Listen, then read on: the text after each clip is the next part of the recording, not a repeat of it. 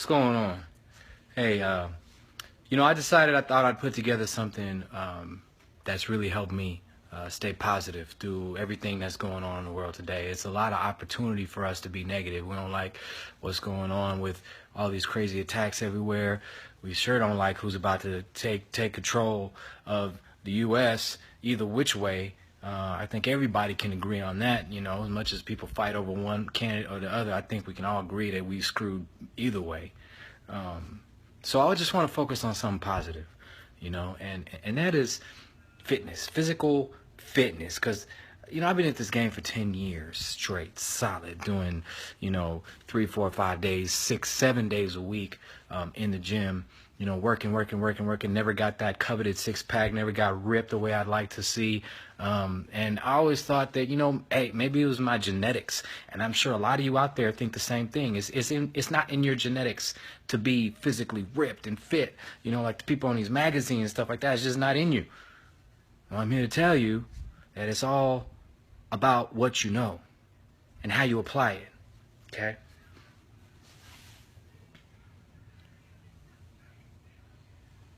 I'm getting there. I'm still not where I want to be, but I'm definitely getting to a point where I can see the light. And let me tell you about nutrition, because it's 100% about nutrition, 150% about nutrition. The gym is just a little factor. Let me explain to you how you can determine, or how you should determine, how much food you need to eat to get the body that you want. Because it's not even necessarily about the type of food you eat. I had a Subway sandwich yesterday for lunch. I had the barbecue chips. I even had the drink. I had a few ounces of the green tea and a few ounces of the orange bang. And I woke up this morning, I was still lost body fat. Today, I went to Del Taco. I had a carne asada macho burrito and a soft taco for lunch. Okay? It's not like you got to go crazy and give up everything you love to get the body you want. That's what they want you to believe. The people who sell all these crazy foods, these crazy expensive foods, that's what they want you to believe. But the truth is, all that matters is how much you eat. What you eat will affect your organs internally, right? Obviously, you can't just go around eating bad stuff, that's just bad for your organs and rips up your liver, your kidneys, and all that stuff. But your body, as far as your body composition, your muscle, your fat, it only cares about four things. Number one, how much food you eat. Number two, the types of food you eat. And that's carbs, proteins, and fats. And the proper ratio of those things. That's all your body cares about. It doesn't care if you could find tree bark that has a composition of protein, carbohydrate, and fat. As long as you have it in the right proportion and you eat it in the right proportion, your body is going to do whatever you want it to do. And I'm trying to tell you it is. I'm here to tell you, you can kick whatever illness or disease you have or could have in the future just by the way you eat. Cancer, diabetes, heart disease. So many problems that we have in society is because we eat too damn much.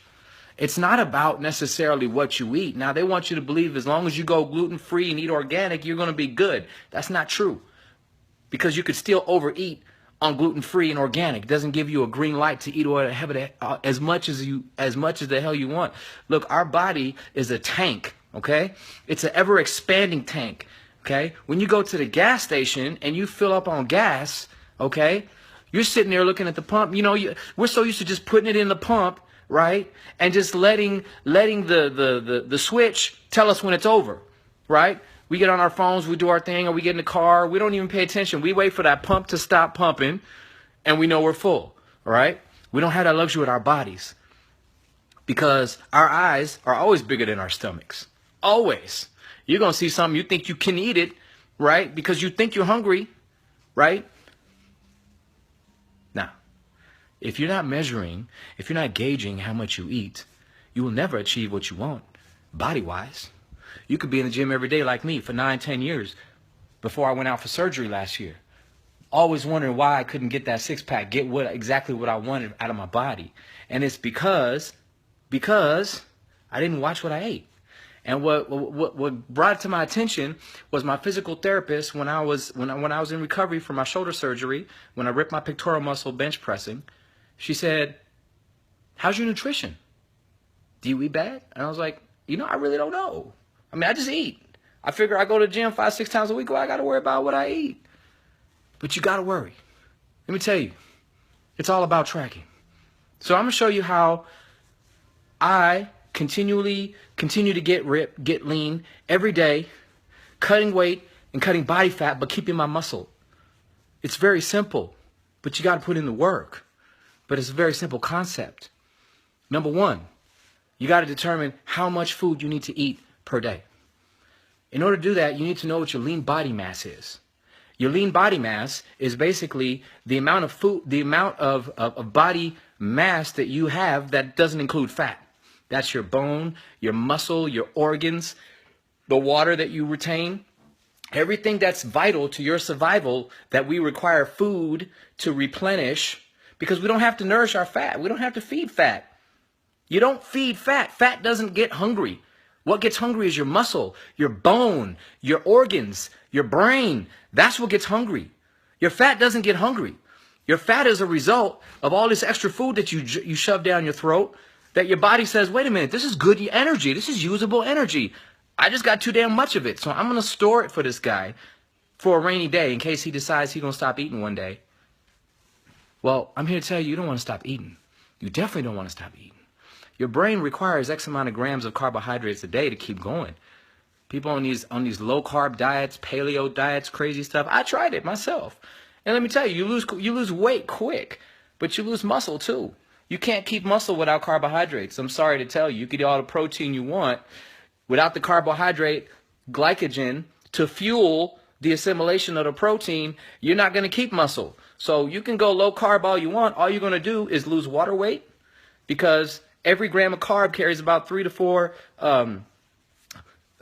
Every gram of carb carries X amount of weight of water. So for reducing the carb intake that you have, all you're doing is cutting water weight, right? And you'll start to lose weight, but you'll lose muscle as well, because your body just can't keep the muscle without the carbohydrates, period. And for people that are on crazy low carb diets, like 50 grams a day, let me tell you something. Your body needs about 100 grams a day to function, because glucose is the only thing that goes up here. Fats, proteins, none of that goes up here. Your brain draws on sugar, glucose. Okay, that's the only thing it feeds off of. And if you're not giving your body enough of that, then you're going to go mental. That's why people that go low carb, they go crazy after a while. They get ravenous, As soon as it's over, they put all their weight back in one meal, all right? And they got to keep cycling. They go, next year I'll come back on that low carb diet because I'm finna lose it after one meal. Because you just can't keep it up. It's just not sustainable. So why do something that's not sustainable? It doesn't make any sense, right? But people do it because they think that's the only way, and it's not. I'm here to tell you, you can eat normal. You can go to Subway, like I do. You can go to Taco Bell, okay? You can do all these things. You can prepare food at home. You should. I do most of my meals. Every now and then I'll go out. And if I do go out, it's only one time in a day. I won't go out multiple times in a day. And you can live your life, okay? Here's how you do it. You get on a scale. You weigh yourself in your birthday suit. Birthday suit, meaning completely naked. Preferably first thing in the morning after you take your golden shower, okay? That's the number one for those of you who don't know a golden shower. You get on the scale, you weigh yourself, your scale weight. Once you have your scale weight, what you do is you find a way to measure your body fat, okay? Now, I would recommend that you get one of these bad boys right here, okay? All the gyms use it, okay? It's standard. It's very accurate. You can go hydrostatic testing. If any of you are members of the YMCA, some YMCAs do it. You can actually do hydrostatic testing, which is the gold standard for body fat testing, to understand what your body fat composition is, how much of your body is fat and how much is everything else that you need. But this is highly accurate. And it's very simple to operate. Basically, once you turn it on, I'm just going to show you guys real quick. Let me flip this around. All right. All right, once you turn this on, you could save settings for yourself, okay? So I save my settings for me. And all you do is you push the start button and you hold your hands out on this meter. So I'm going to run this test real quick while you guys are on. I'm going to show you how it works.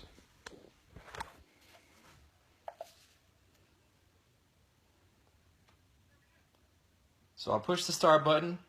I'm holding the ends. And now it gives me a fat reading. Okay? As you can see, I'm 12.3% with a normal BMI of 24.7. Okay? That's my body fat percentage, 12.3. All right? So 12.3 is great. What you need to also know is your scale weight. So I recommend you get one of these bad boys right here. Digital. This is the only way to go. And you get on the scale. Okay? So I just got on the scale. And I come in at 172 pounds. Okay? 172 pounds. I know I weighed my clothes earlier. It's about a pound worth of clothes. So really I'm at 171. So I'm at 171 pounds at 12.3% body fat. So roughly 88% of my body is lean. 88% of my body is what it needs to be. Muscle, organs, water, right? I only have 12% fat. So what you do is you take 0.88, which is 88%, multiply that by your scale weight. In my case, 171. That gives you your lean body mass. Your lean body mass is what you need to eat to. So for me, it's roughly 150 pounds of lean body mass. 150 pounds is what you need to feed, not the 100 and whatever you weigh, or 200 and whatever you weigh, or 300 whatever you weigh. You need to feed your lean body, not your total body. Your lean body is what requires the food. Your lean body is what tells you you're hungry when your lean body ain't ate enough, not your big body, okay? Your lean body. So you take your lean body, in my case, say 150 pounds. You take that 150 pounds, you multiply it by 9.8. You got that? 9.8. It's the magic number. You take your lean body mass in pounds, multiply it by 9.8. If you guys like metric, you can convert your lean body mass to kilograms and multiply by 21.6. Same conversion. It works out the same. In this case, 9.8. Okay? Multiply that by your lean body mass and add 370. That gives you the total, your basal metabolic rate. That's how many calories you need to consume for your basal metabolic nature. Okay? It's called the Katch-McCardle formula. It's a highly effective formula, mathematical formula. So you take lean body mass, you multiply it by 9.8. You take that answer, you add 370. Okay? In my case, I need about 26 to 2,700 calories a day in order to sustain 170 pounds. Okay? And the way I got to that number is by an activity multiplier. Okay? So here's the key. Once you determine what your basal metabolic rate is by taking your lean body mass, multiplying by 9.8 and adding 370, you get your basal metabolic rate. It's in calories. It's a number. Whatever that number is, you multiply by a factor based on your activity. Okay? If you're sedentary, you don't do anything with your life, but go to work and come home and you got a desk job, or you just sit at home and watch TV all day long, it's okay. You can still lose weight. All you have to do is multiply whatever that number that you just got, your basal metabolic rate, multiply it by 1.15. That's how much you need to eat. Basically 15% over your basal rate is all you need to eat. If you eat that, you'll maintain your body weight. Okay? If you work out 1 to 3 hours a week, 1 to 3 hours, that might seem a little, but it's a lot. 1 to 3 hours is a lot of work. Okay? 3 hours means that you're in the gym 4 times a week, okay? About 45 minutes a day. So 3 hours is nothing to squawk at. If you're in the gym, working out, doing heavy activity, 1 to 3 hours a week, multiply your basal rate by 1.25 instead of 1.15 because you got to eat more for your activity. Now, if you're working out 4 to 6 hours a week, 4 to 6 hours a week, multiply by 1.35. And if you're like me and you work out 6+ hours a week, then you multiply by the highest number, which is 1.45. You should eat 45% over your basal metabolic rate in order to hold your weight. Okay? Now, once you do all that figuring out and that calculating, It's very simple, right? In order to lose weight, you just cut whatever that number is by 25%. 20 to 25%. Eat like that until you start getting leaner. Now, you're going to lose weight, right? Every single day. Every single day you're going to lose weight, okay? In order to keep your muscle, you need to get in the gym and you need to pump some iron. You need to hit weights, okay? You don't get to keep this, all right, without this. Sorry, it's the only way. You could go out there and run a marathon every day, 12, 20, 30 miles a day. You could go bike riding. You're going to lose muscle. You're going to lose muscle because your body it loves to store energy. It's built to store energy. It's your survival mode. It doesn't want you to be lean. It's going to fight you all the way. You have to fight back by hitting that iron. Because the first thing that your body does when it's in a caloric deficit is it goes to the muscle and pulls from the muscle to supply the body with the makeup energy based on the fact that you put yourself in a deficit. So, for example, if I require 2,600 calories a day to maintain my body weight, and I only eat 21 or to 2,300, I short it by about 20%, 15 to 20%. My body's like, I need to get some extra energy. This guy's not giving me enough. He's just not giving me enough. I don't want to lose weight. I don't want to lose what I store. So guess what? It goes after the muscle. It says, I want to grab that muscle and I want to convert it to energy. But if you're lifting weights, then it can't go to the muscle because the muscle is being used. Not only is it being used, after you leave the gym for about 24 to 48 hours, your body continues to repair itself from that workout. And as a result of that repair mode, your body can no longer use that muscle. So guess what? It has to go to your fat storage. And through a process called gluconeogenesis, it takes that fat, converts it back into glucose, what it was originally when it went into your body, God knows how many years ago, and it converts it to energy, and that's how fat leaves your body. We can't control where that fat's going to come from. It could start, some people say the last place you got fat is the first place that the fat comes from. Some people start losing fat from their legs, they start losing fat from their arms, from their neck, from their face. Way before the belly. The belly is thermogenically the coldest part of your body on the exterior. On the interior, it's a furnace. But on the outside, where the belly is, it's the coldest part of your body, right? It's the coldest part of your body, it's kind of crazy, right? But it's true. It's the coldest part of your body. That's why your arms, your legs, your chest, your face, all that stuff's going to burn fat before your belly does. Your belly's the last one to go. That's when you're at the home stretch, when you start losing that belly fat, okay? So as you start to lose weight, don't be discouraged if, hey, I don't get a six-pack right away. It takes time. It's not a matter of if, it's a matter of when, if you're consistent, if you're diligent about what you do, okay? So you figure out how much you need to eat, okay? Let's rewind. You figure out how much you need to eat. When you want to cut, you take 20 to 25%, okay, reduction of that caloric intake, and that's how you eat. Now, what kind of calories should you eat? Whatever your lean body mass is, in my case 150 pounds, that's how many grams of protein you should eat a day, okay? Eat that many grams of protein a day, and whatever your caloric intake is, multiply that by about 20 to 30%, that's how much fat you should eat. The rest is from carbohydrates, okay? So a typical day for me is 50 grams of fat, 150 to 160 grams of protein, and close to 300 grams of carbohydrates, okay? The carbohydrates just fill in whatever the protein and fats leave off, okay? So you eat 1 gram per pound of lean body mass, 20 to 30% of your total calories should be from fat, and the rest come from carbohydrates. As long as you do that, you regulate the insulin production in your body because you're balancing your protein with your carbohydrates. It's almost like a 2-to-1 ratio. It doesn't go beyond that. And you get to lose. Unfortunately, you can't cut fat without cutting weight. That's just how the body works, my friends. You cannot cut fat without cutting weight. I didn't get to 12% by staying where I was at 192 pounds. I'm now 171 pounds. I lost over 20 pounds in 3 months by doing this. And I'm telling you, I'm eating normally. I'm just eating less of it.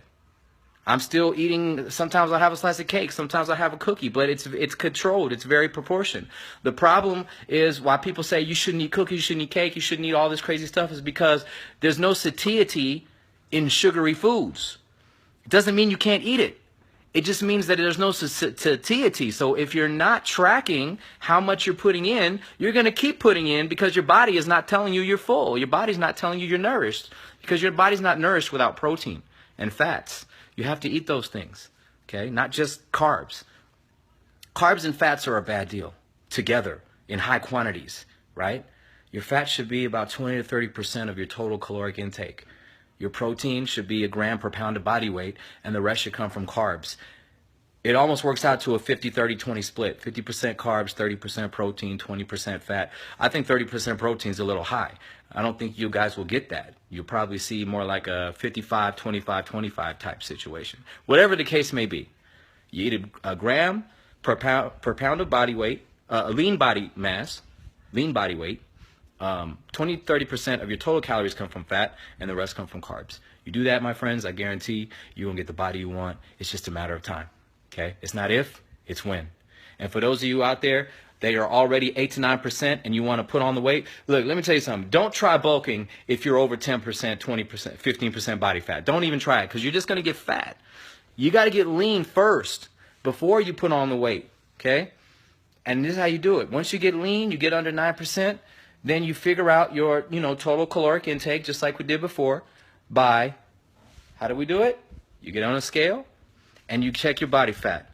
You take your body fat, you multiply it by your weight. So if you're at 10% body fat, right, then 90% of your body is lean. So you take 0.9, you multiply it by whatever that scale says. Okay, that'll tell you what your lean body mass is. You take your lean body mass, you multiply it by 9.8, you add 370, that gives you your basal metabolic rate. And then based on how much you work out, if you don't do nothing, multiply that number by 1.15. If you work out 1 to 3 hours a week, multiply it by 1.25. If you work out 4 to 6 hours a week, multiply 1.35. And anything over 6 hours, multiply by 1.45. That'll tell you how many calories you need per day to maintain, called your TDEE, your total daily energy expenditure. Once you have that, all you do is cut it by 25% to lose weight. You will lose weight every single day. And you'll get pumped, you'll get excited, you'll be wanting to go to the gym, you'll be checking in like me, like a madman every day into the gym. And then, once you do that, it's all money from there. You get to whatever you want on the scale and body fat wise. Make sure you keep lifting. Less cardio, more lifting. Less cardio, more lifting. Cardio only gives you that activity multiplier. Like I said, depending on the hours of work that you put in a week, that's how you determine your total daily energy expenditure. Only thing cardio does for you, apart from good cardiovascular health, is it puts you in that range. But it doesn't help to sustain your muscle, okay? Because your body's going to use your muscle because cardio doesn't use a lot of muscle. It uses other things, right? A lot of different fibers. Now, the only type of cardio that will help you apart from weights is HIIT, which is high intensity interval training, okay? Look that up. That's about the only cardio that will help you, similar to weights, in terms of keeping, your muscle as you cut weight. Otherwise, you're going to lose muscle with that weight. And you don't want to do that. I don't even care. I don't care if you're a girl. You don't want to do that. Trust me. You don't want to do that. You want to keep your muscles hard-earned, okay? If you wasn't lifting weights and you put on 50 pounds since high school or 60 or 100 pounds since high school, I bet you only 10 to 20 pounds or less of that is muscle. Most of it is fat, because if you overeat, you just get fat, period, point blank, period. That's it. Your muscle only got a little bigger by default because your body got so damn big that you need a little muscle to keep everything else from hurting. But now your knees probably hurt, your ankles hurt, your back hurts because your joints and your ligaments, they can't handle all that extra weight you're carrying around. Okay? So sacrifice 30 to 40 minutes in the gym lifting heavy-ass weights. Sacrifice that so that your body doesn't have to carry heavy-ass fat weight around all day long, every day, 24 hours a day. Sacrifice 30 to 40 minutes of your day to save the other 23 hours of your day, okay? Get it done. I tell you, you start losing this weight, you're going to be so happy, you're going to be running to the gym. Okay, you're gonna be running to the gym. You don't care. You get up 12 o'clock midnight, and rather than running to the refrigerator for a Hostess cake, you're gonna run to the gym. My 24-hour fitness, and you're gonna get it in because you're just so amped and so pumped. You can't wait to see that scale in the morning, and you lost another half pound from the day before, or a pound. Okay, it's gonna happen, and everybody can do it. You all have it in you. It's not your genetics. It's your ethic. It's not genetics. It's ethics. Your work ethic. What you put in is what you get out. That's it. That is it, my friends. Now you have the knowledge. You put it to use. You get it done. For those of you who want to gain, if you're already under 10%, if you're already under 10% body fat and you're trying to put on weight, do the same calculation to get your total daily energy expenditure. But instead of reducing it, you're going to add to it by about 6 to 10% max. 6 to 10% max. Okay, so for example, if your total daily energy expenditure to stay at your body weight is say 3,000 calories a day, in order to gain weight, you need to eat 3,300 calories a day. It's a very small amount over, but that very small amount will put weight on you. You cannot grow muscle without putting on weight. You have to put more carbs and protein into the muscle in order for it to grow. It doesn't grow any other way. Period. Okay? Sorry. You can cut all you want. You're not going to necessarily grow, but you can keep the muscle as long as you lift. So now you keep the same lifting regimen, but you eat 10% more than you're supposed to. Not only 10%, not 20, 30, 40, 50%, only 10% more. Then you will gain weight lean, okay? You are going to put on a little fat, but you could put on 3 to 4 pounds of muscle a month, and you might put on 5 to 6 pounds of scale weight. So a little bit will be from fat, but most of it will be from muscle. And then once you start putting on weight like that for a couple of months, you might be at from a 10 to a 13, 14% body fat. At that point, you cut again. Now, think about it. If you cut and keep your muscle, right, then your scale weight will still be higher when you get back down to 10%. If you start at 10% and you started eating, right, and lifting weights, you put on muscle and you put on fat.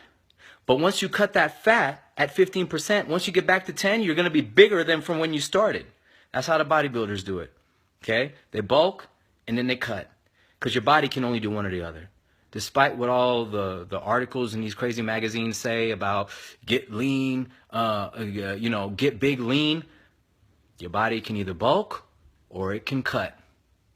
You need to bulk it or you need to cut it. That's it. That's all it can do. That's it. It's only got 2 modes of operation. There's no such. This is not a 2 for 1. This is not a dos por uno. Okay, this is one at a time. So get it done. Get it in. I want to see your progress. Post it to Instagram. Post it to Facebook, YouTube, whatever. Get it out there. Be proud of it. Own it. And let's share in this love, in this experience, and let's put some positivity in our lives and in this world. God bless y'all.